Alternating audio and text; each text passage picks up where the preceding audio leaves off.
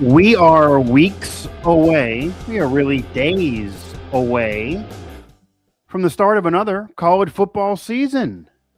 It's August 18th as we're recording this. So, 2 weeks away from kickoff to some games that are actually meaningful. We can debate the meaning of those early season games, but we have college football now on the horizon. And when we have college football on the horizon, that means we welcome on Bill Bender, a senior writer with the Sporting News, to talk about what's ahead for the 2026 college football season. This is another edition of Mic Drop, made possible by the Believe Network, available everywhere you get your podcasts and played on Sirius XM.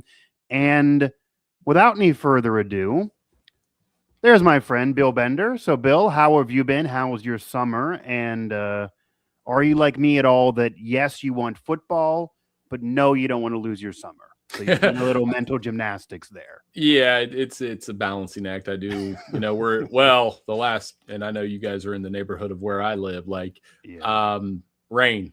Last 10 days, just unbelievable amounts of rain pouring through Ohio. So I don't know what summer we have left. But yeah, it's a little bit of equal parts. It's time to get to work and the excitement of college football. But yeah, you want to soak up a little bit of summer. I know my kids go to school this week, so their summer's a little bit. Their summer's definitely over. Right. Yeah. My wife's starting back. She's a teacher. She's starting back tomorrow as we were recording this. And my kids are still very, very young. My daughter's just turned 4 of the summer. So she's in a preschool that does not start until middle of September for some reason. I kind of need it. It would have been nice for me if she would maybe go a little earlier. And my other daughter turned 1 in June. So she's not yet at school. But I hear you. And I also hear that parents, as the kids get older, they enjoyed the summer with them, but maybe they're not too upset to let them go back to school. So we'll see if I feel that same way as they get older. Again, Bill Bender of the Sporting News, as we are going to kind of preview, but talk some hot button topics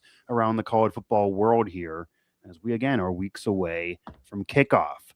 So the first order of business is the most recent news of this week. And I won't give you my full rant. I have saved that for previous shows and put that all over social media and even columns about it. I right now am kind of done with preseason rankings in general. I wish they could just get abolished in this era of the sport, but I will digress.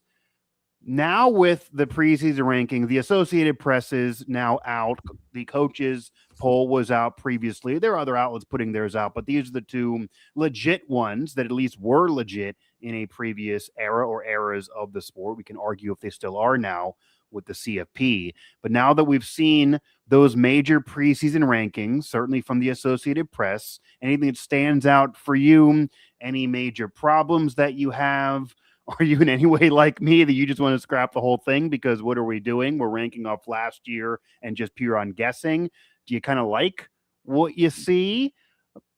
Your thoughts from at least the AP's preseason rankings. Rare disagreement with you. I like preseason rankings. I don't mind them at all. I think I thought you'd go there. They give me a gauge. Well, I do them too. Like I'm not. I know. I'm not I on do the them AP as well. pool. Yeah, I'm not. But the voters, several of them, I have a tremendous amount of respect for. I think they're supposed to be fun. So do I. The difference between college football and the NFL. I will also tell you, Bill. I've had many people, even within the AP, that have told me that they wish I would stop complaining. But I hear you. Go ahead. But the difference between college football and the NFL is they stick a number 1 next to somebody. Sure. They stick a number 7 next to somebody. They stick a 21. It's not 21 Bears versus 19 Steelers or anything like that.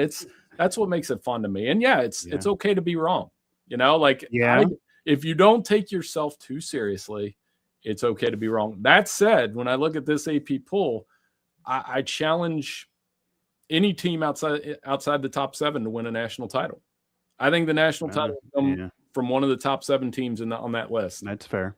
Unanimous between Ohio State, Indiana, Oregon, Texas, Georgia, Notre Dame, Miami. Maybe a wild card SEC team you want to throw in there, but that's why I don't mind them. But to your point, every year, like last year, for example, Clemson and Penn State and LSU. Penn State was way up there, of course. Penn State was 2. and fired their coach after a loss to UCLA. Right. In the That's first the fun half part of the season, they fired the coach after being 2. And we've seen year after year, especially in this era, especially in the CFP era, even before we really have revved up to transfer portal and NIL, that there is a top 10 team that will not be not only top 10, but not be ranked at the end of the year. That is based on what we've seen recently. So one of these teams is going to maybe not be there. It was Penn State. It was Clemson, as you mentioned last year. This is actually, speaking of Clemson, this is the very first time since 2011 Clemson is not in the preseason rankings at all across the board from anybody. And that's nuts because they've been declining for a while, but they've always crept at least in there, even in the 20s, and they're not in there at all this year. But there's also room for teams that don't get ranked to be there at the end of the year. Nobody had Indiana there, say 2-3 years ago, and 10-win CFP, and then of course last year winning a national championship 16-0. And for a program that was awful for basically a century, they arguably have the greatest single season in the history of the sport. So those things can occur. Now, speaking of Indiana, Bill Bender here, Sporting News, joining me on Mic Drop. Any issue, you mentioned top 7 can win a national title. I imagine you're extending that from others saying top 5 because you want to include, say, the defending champion Indiana Hoosiers with Kirk Cignetti, or at least want them to be part of this. Any problems with them being outside the top 5 after winning the national title? Again, we are doing this on a new year, which is why I have a problem with this, but many of these rosters are different. Some are similar. Obviously, Indiana has a different quarterback with Mendoza now in the NFL, still the same head coach. Should they just get a bump of being in the top 5 because they're the defending champs? Some even think they should start 1 as the defending champs. Their schedule we can debate all day as well coming up, but they're 6. Are you okay with that? Oh, we have them 1 at Sporting News. Okay, and so is that your thinking that they got to be 1 to start, or you just like the roster? Partially, and we like the roster. I mean, okay. I've learned this is after last year. I've learned not to doubt Kurt Cignetti. Right. Like I was probably on your show last year saying, all right, let's see what you do when you go to Penn State, which I'd probably pull up the recording. What are you going to do when you go to Oregon? Yeah. What are you going to do to Iowa? And that Penn State game was their closest game, even though Penn State wasn't good. But I mean, I was with you. I will say, 2 years ago when they won 10 games and made the CFP out of nowhere, I all day said you got to put them there for the record, but where's the quality win? I thought they took advantage of an easy schedule. I thought they were overrated, and they proved it obviously last year by winning the crown. So I still feel the way about 2 years ago, but it's irrelevant because they proved it last year. Yeah. Now they're the hunted instead of the hunter. They have a good roster coming back, too. I like the mix on the lines. The offensive line will be good around Carter Smith, the All-American tackle. Their defensive line will be even better. They have 4 – that's where they spend the money. 4 players in their middle, like between Elijah Hardy, Daly's coming back, Tyreek Tucker, Mario Landino, Isaiah Jones, all key pieces off that defense. They're strong up the middle. Yeah. When you're strong up the middle, you're going to be all right. You mentioned the schedule. They can they beat Ohio State every time? I don't know. I mean, can they, make that run through? But they should be considered a national championship contender. It all emanates from Cignetti. Again, a guy that whether you like him, love him, in between, he's on the timeline all the time. I think he could do without that kind of stuff, actually, because when it comes down to it, he's a no-nonsense football coach. Yeah. And that's exactly what he is. And I think they're going to continue to be a factor in the Big Ten and the CFP race. Yeah, they're definitely going to be a factor. And part of it is it's hard to see them losing at all for a while until they get into some of those big games, certainly in conference play. Bill Bender of the Sporting News joining me here on Mic Drop. We're starting off talking the AP's preseason rankings. Of course, the Sporting News has their own. You can find that on their site. But just, is there any other team that is ranked that you think shouldn't be there, at least going to other people's rankings that are legit, like say the AP, because obviously you did your own and you're going to like what you put in. Are there any other teams that even you in the Sporting News was wrestling with, thinking, okay, I'm not ranking this team right now, but I legit can see them being ranked even in a few weeks? Like, was there a team that was right on the borderline for you that you think is worth mentioning? I mean, we had Illinois ranked. But that's, I mean, if you want to take Illinois off and put Missouri in, that's fine. You want to have Tennessee in there and not I think we had Virginia Tech ranked, and I was going to ask, like, we're projecting a little bit with Virginia Tech, and that I think Franklin will do a nice job there. Their schedule set up, they could be interesting. But that's what the surprises are. I mean, the top 16 is pretty solid. I mean, they do have the SEC corridor of teams, whether it's A&M through. Yeah, SEC gets the most teams on the AP poll, which was a little surprising to me, with one more than the Big Ten. But so they had 17 of the 25 between the two conferences? Between the two conferences. The SEC had 9, Big Ten had 8, the Big 12 had the third most, and then with 4, and then the ACC had 3. So the Big 12 and ACC combined for fewer than the Big Ten, who didn't even have the most. So that goes to show where the conferences breakdown are right now. But I mean, it's irrelevant really, because we're talking about one of them even being ranked 25th, but kind of a little shocking for the conference with back-to-back national champs 3 years in a row, not having the most to start out a year, but the rosters are different, of course. So that was just kind of interesting. But yeah, SEC has 9 right now. Yeah, and I think when you have 68% of the pool between two conferences, that shows the flex that it has. Sure. I don't know. You mentioned Clemson was not on.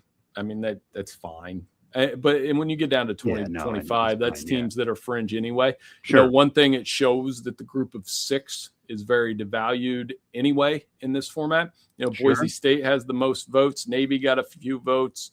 UNLV got a few votes. Yeah, and I've seen some high on them. Yeah. And that's about it. So this isn't a pool for a group of 6 schools. Notre Dame's probably where they should be. I do think everybody debates the hype around Notre Dame. This year it's real. They've got a real roster, and I think they are every bit as good as they've ever been under Marcus Freeman. I think they're better than they were 2 years ago when they played Ohio State for the national title. Yeah, and I agree about Notre Dame. And to be fair to Notre Dame, and I don't, I often come out as a Notre Dame apologist, and I'm not a Notre Dame fan at all. But if you're going to keep giving Indiana and those schools vote to really, because there's so many teams in these conferences now, especially with weaker out-of-conference schedules, have to get through really 1 or 2 really tough games a year. The other ones, with that roster, they can mostly coast. And it's not just IU, Ohio State, Oregon. Other schools can do kind of the same thing, the Georgias of the world. If they get through the game against Alabama or Ohio State IU, if they get through those games, then they're going to be fine, or they can even withstand one loss. So you have to give the same respect to Notre Dame. Like, if you're going to say they only have 2 quality games on their schedule every year, how many does Indiana really have? Right. How many does Ohio State really have? How many? And Penn State arguably doesn't have 2. So that is something to be fair, and roster-wise, they certainly deserve to be there. And, to just get this out there briefly, my issue with preseason polls in this era, the rosters are way different than even in the past, and you just really don't know. And while if we do what you're saying of just kind of take it with a grain of salt and don't stress about it until maybe middle of the season or even later when the CFP starts waking up and releasing theirs, I do that, and that's fine, and that would make sense. I think my problem is not enough of us, even media, but certainly fans in the country, do that. And I do think it starts certain teams with a little bit of an unfair advantage when we're trying to crown a champion for this individual season. And that will segue a little bit here as we're talking to Bill Bender of the Sporting News on Mic Drop ahead of the 26 college football season, because there are programs, again, not to pick on them, they are deserving national champs, but Indiana is going to have 3 out-of-conference games against flat-out no one, and they're going to do the same thing year after year for the next coming season. No Power 4 is what I mean on that schedule. There are other programs who are doing the same type of thing. Penn State, for example, the SEC now has a rule that you have to at least play 1, but in years past, some teams would try to skirt that as well. And everyone has some cupcakes on their schedule, but generally speaking, there's at least 1 legit out-of-conference game. That's not the case for IU, not the case for a few others. For the most part, it is for most in the country to at least have 1. So where I'm going with that is, how can you in particular, Bill Bender, but even the voters in general, evaluate these teams in these early season schedules, especially Indiana? Like, how can we say the Indiana in the year 2026 is deserving of, say, being the number 5, 4, 3, 2, 6, whatever it'll be in week 3, 2, or whatever in the country off of this year's work, when they're not being challenged or tested until middle of the season, until after that. It just provides this disingenuous ranking for me. I mean, do you have a problem with how these teams, certain teams, are trying to buck the system and take advantage of, we know we're going to get a de facto early ranking. We're going to play no one. We're going to roll it. We're going to have a couple tough games. We're going to win those, and we're going to be sent to the CFP every year. Let's face it. Kirk can say what he wants. He's trying to game the system, and so far it's worked for one championship. I don't see how they win a minimum. I don't see how they win less than 10 games almost every season of his contract at this point with their schedules coming up. Well, that's a little annoying. Well, I mean, I don't think they're complaining at Indiana, Ohio State, or Michigan, who each of the last 3 years had terrible non-conference schedules. Here's one other contention with that.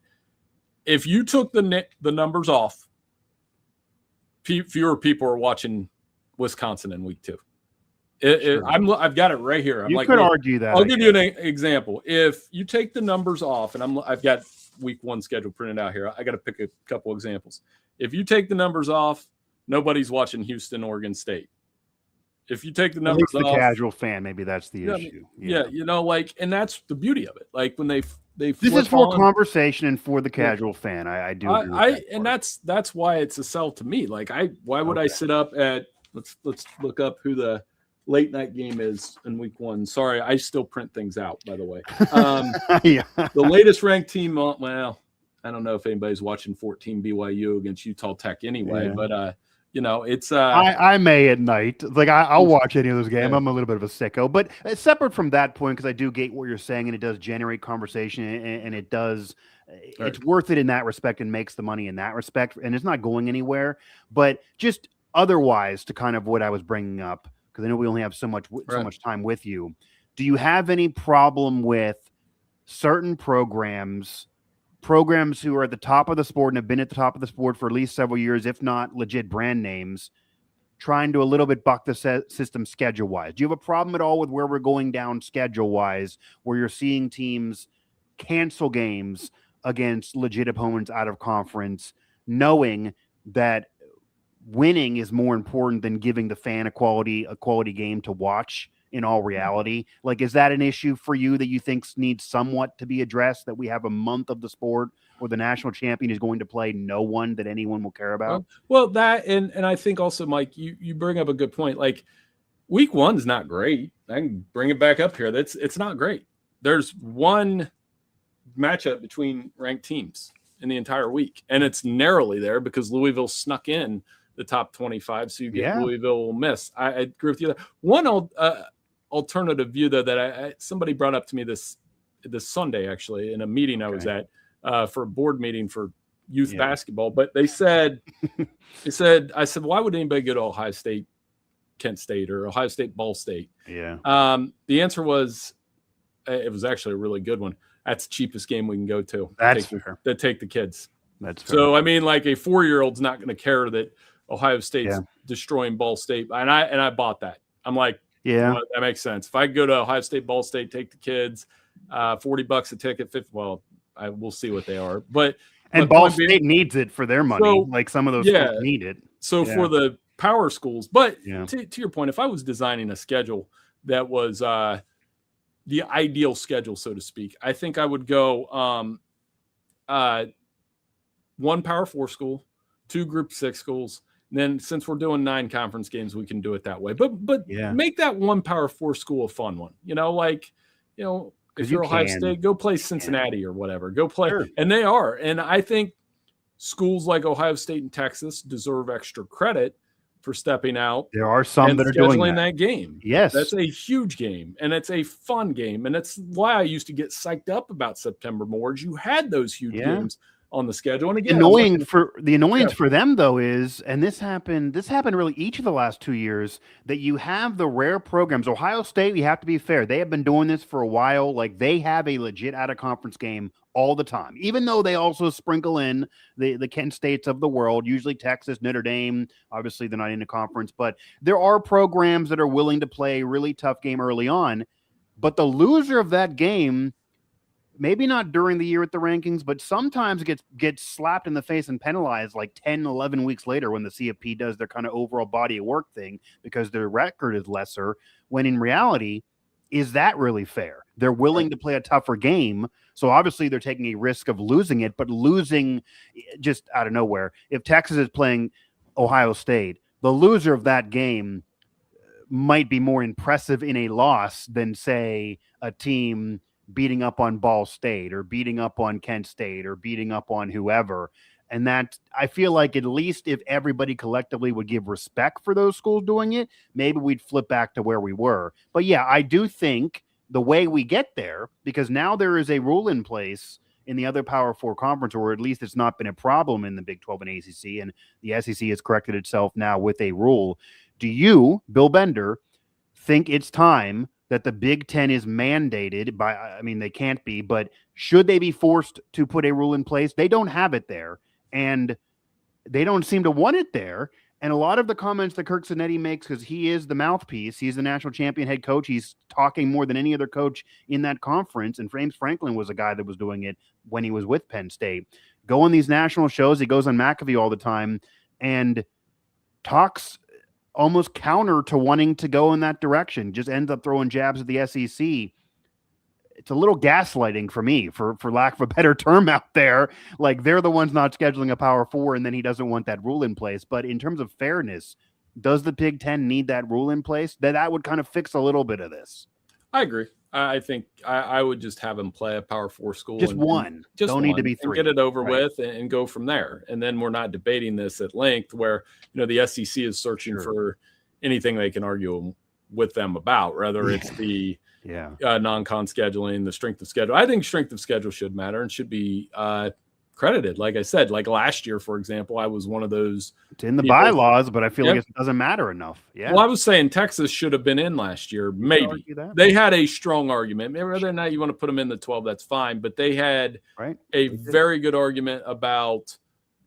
I put it to you this way: had they not played Ohio State and played 100%. Minnesota and beat them, and they're 10-2 with a win against Oklahoma, that loss at the Swamp looks much 100% much less bad. And well, it's still a bad loss at the Swamp, but I still think they get in because I think they get in though. It's still a bad loss because you can, generally speaking, in this era, you can withstand one bad loss if you have a quality win and you're a known brand. Let's face it. But it's hard to withstand multiple losses, or when you have 2 or 3 losses, especially with one being bad. But as you're saying, they had to give them credit for doing this. But if you take away that Ohio State game and you put in any Power Four that's middle of the pack, even a bowl eligible team, or honestly, even if they would do the Indiana thing and you take out Minnesota as your example and you put in a G6 and they win that game by 30, I think they're getting in. They'd have one more win. They'd have the bad loss, but the committee would say, well, the win big is important, even if it's really not. Like,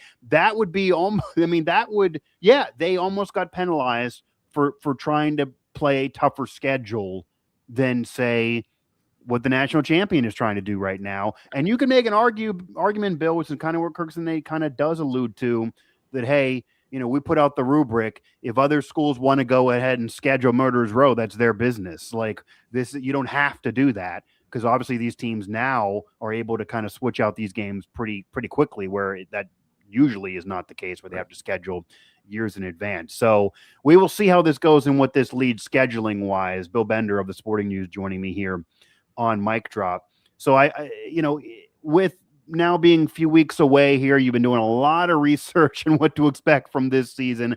I want to get just from you maybe a team or two that right now is not getting much love in the national conversation. They could be ranked, they could be unranked, doesn't matter, that you think could be a dark horse. I'm not saying they got to win national champion, but could they be Indiana of 2 years ago, where no one thinks they're going to do anything? People think Indiana at that point was maybe lucky to make a bowl game with Cinetti, and they go win 10 games. Is there a team for you that is predicted to do absolutely nothing, maybe not even be a contender at all, and could legit be in the CFP and deserve to be there? And then is there any player to watch that you think is even a dark horse Heisman guy? Because, again, Mendoza wasn't thought to be what he became a couple years ago, certainly when he was at Cal. He ends up leading one of the greatest seasons of all time and winning the Heisman for a program never thought to be there. who can be the 26th Indiana of a couple years ago, and maybe the Mendoza who ends up being that guy to lead that program, or just a guy in general. I don't know if we have an Indiana out there, but a couple teams I like that are, I mentioned Louisville earlier. Lincoln Kienholz transfers in. They got good running backs. They bring back Clev Lubin, one of the best edge rushers in the country. They've shown that they can play giant killer. Brom's done that since, his days at Purdue. Yeah.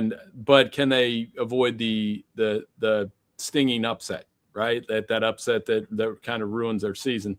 I think they're one team to keep an eye on in that regard. And then, obviously, player-wise, I mean, we talked about Damon Williams a little bit, maybe at Washington. And remember, he was a guy who the NIL flirtation with LSU was there, but he's back in that locker room. He can put up big numbers.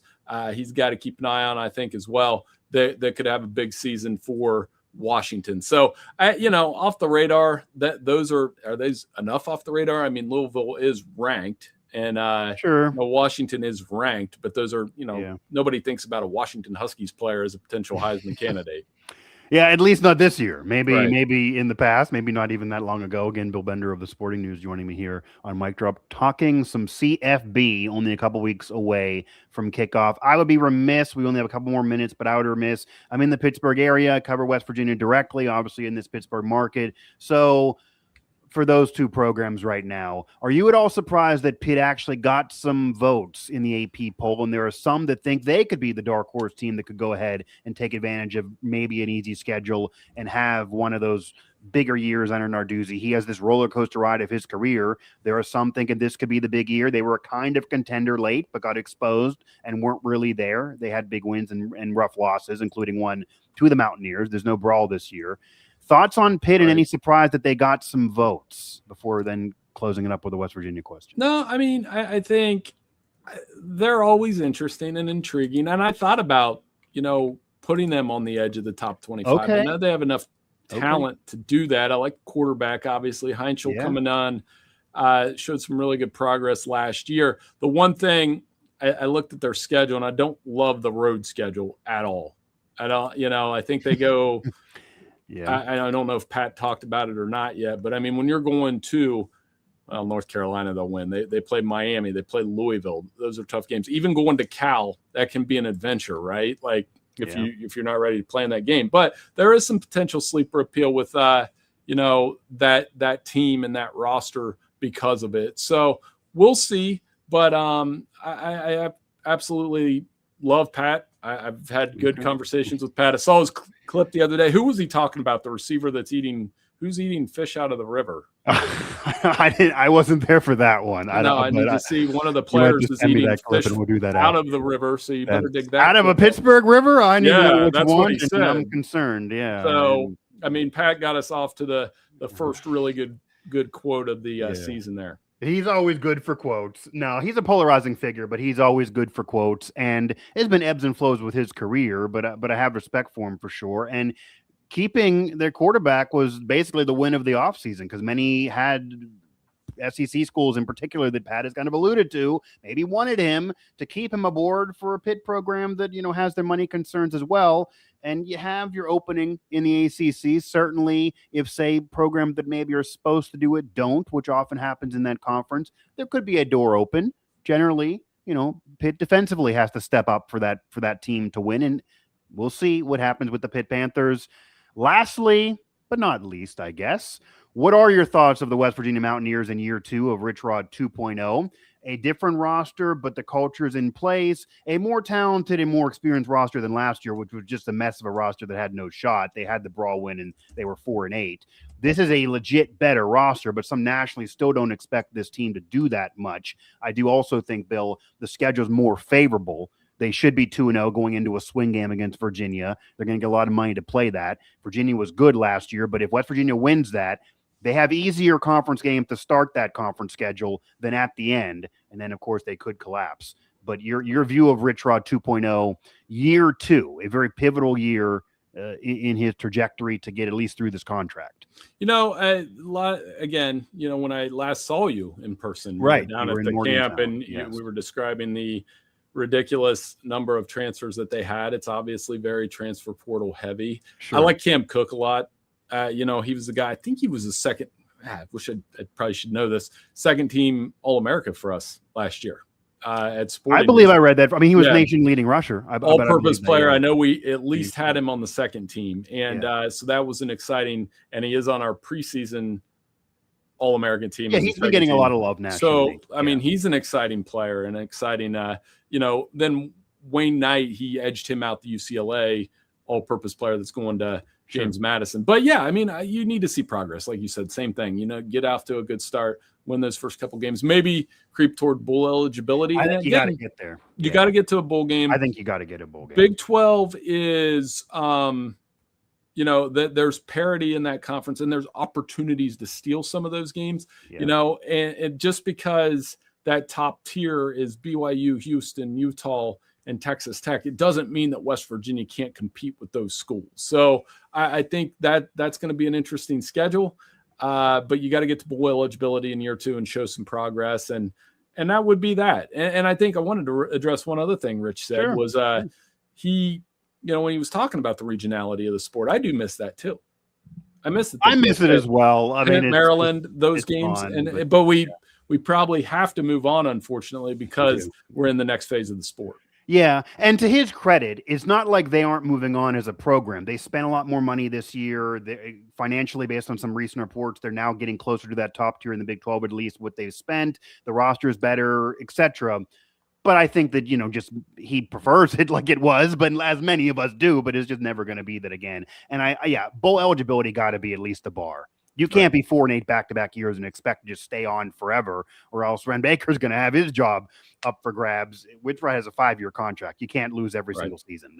This is a big year. If they can at least get bowl eligible, I don't think he's on the hot seat next year. If they're 4-8 again, even Rich Rod can get fired from there. Like, you can't just never win. But I also will say, same thing you brought up with other teams that you have to look at. West Virginia's offensive and defensive lines way bigger and way more athletic and way more talented, especially with the newcomers, than last year. That probably should get him a game or two. That was not the case a year ago. They are just a bigger group physically, and you need to be at the Power 4 level. They weren't big enough last year. They have bigger players now, and I think Cam Cook is an upgrade to Jaheim White, who they only got 2 games out of, losing to your Ohio Bobcats. But nonetheless, if he would even have played the whole year, it wouldn't have been that much better. I think Cam Cook is a upgrade just player to player. Bill, I appreciate the time. We will have you back on again, I'm sure, to see if we were right or if any of this was crazy once the season gets underway. And maybe I'll see you at a game or two, depending on how this season goes on. I'm hoping to. And it's always a pleasure to come on with you. I know we've made this a little bit of a summer tradition, and a lot of fun coming on, and I appreciate it very much. Check us out at Sporting News. We have a ton of 140th anniversary content up at the site. It looks really cool, and we're gearing up for the season like everybody else, doing our best to come up with some good content. 100%. And I will throw this out there. Maybe come down to Charlotte, West Virginia, Virginia. That's a swing game. Our offices are down there, so that's week 3. That's a swing game. If Rich Rod's 2-0 and then wins that game, you're going to get some national hype, especially with McAfee involved. Even if they lose, Virginia was good last year. Is this an emergence of that program? They kind of maybe could argue whether they were a fluke or not. They could prove it this year. That is a big game for both programs. And they're both making $2.5 million to go ahead and play it. So that's why it's happening. That's the one Power 4 on the schedule. Bill, I appreciate the time, man. Hey, no problem. Thank you.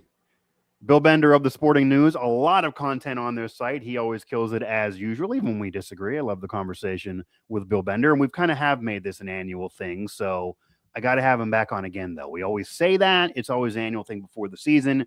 We always get crazy busy. Certainly I do. And then we don't bring them back in the middle of the season to kind of check ourselves. I want to try to do that this year, certainly on the national focus, but it's certainly on what's going on with the Mountaineers and maybe throughout the rest of this region in particular. Again, Bill Bender of the Sporting News, a senior writer with the Sporting News. And while we were talking the Associated Press's poll and what others are saying nationally, which I appreciate him entertaining me to discuss, of course, the Sporting News has their own preseason top 25. They have their own preseason watch list. They have their own preseason thoughts. He has his own. He's leading that charge. So go there, read theirs, discuss theirs on your programs and on your social medias, as we will do as well. And again, Bill Bender of the Sporting News. You can also find him on social media, I believe, at Bill Bender 92. Do I have that memorized just yet? Let me see to double check myself. Probably should double check before I said it. But yes,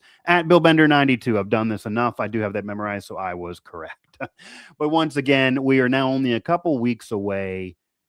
As much as I am annoyed by preseason ranks, they do get you more into the conversation. They do prompt conversations like this. They do get you more excited about a season, whether it's an accurate barometer or not. And football is not only on the horizon, it's right there. I mean, it's right there. We're in the fall camps. It's right there. It's coming. A lot more we could have discussed, but we left it there. And again, thanks to Bill Bender of the Sporting News. That'll do it for this edition of Mic Drop, college football talk here, wall to wall on this one, and a lot more of that to come as we get closer to the fall, even though it does mean the end of my summer. You can find every episode of Mic Drop available on the Believe Network main page, also available everywhere you get your podcasts, and played on SiriusXM. Find me all over social media at Mike Asti 11. And for the West Virginia coverage, my beat there, West Virginia Sports Now. Do a lot of national writing now with Yard Barker and just recently joining the Heavy Sports. That'll do it. Another Mic Drop made possible by Believe everywhere you get your podcasts. And college football is back. College football is back. The debating will continue and rage on for the next several months. Get excited.